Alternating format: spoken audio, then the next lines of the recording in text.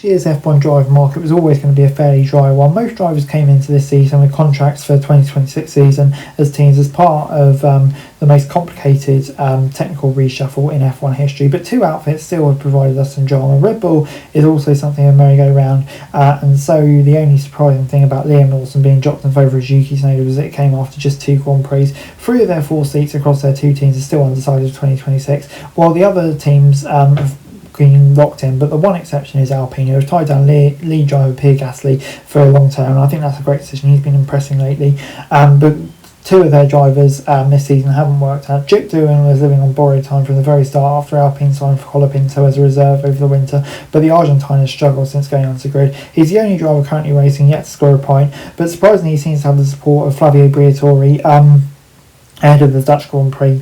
I had amid rumours that he may be washed at the team. Clearly he's not had the impact anyone wanted, but even if Alpine don't really care about this season, they're fully focused on 2026. The team sits rock bottom of the championship. Colapinto has been hampered somewhat with the fact he's been saddled with what seems to be the worst car. Still, the consensus is that his performances haven't been at the required level. From this weekend that changes. Colapinto looked good at Zandvoort.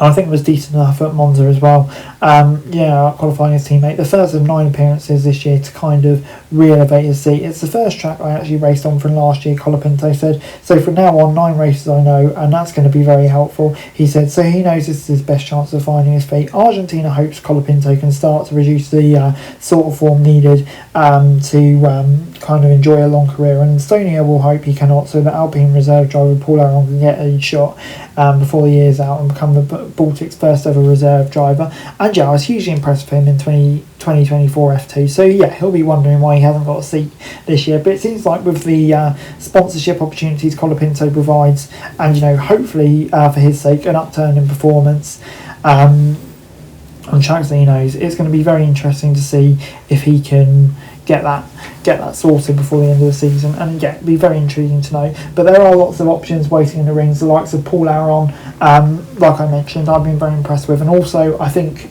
the likes of Yuki Tsunoda, his F1 future's in doubt. We know Gasly and Tsunoda get along very well, and he's an experienced and a driver who's done relatively well in the midfield over recent years, so yeah, it'd be intriguing to see if Tsunoda can get it sorted out. But yeah, I'm going to be very interested to see what happens here. But Colapinto, his future does seem to have some pros going for it. It'd be interesting to see how he can do over the next few races.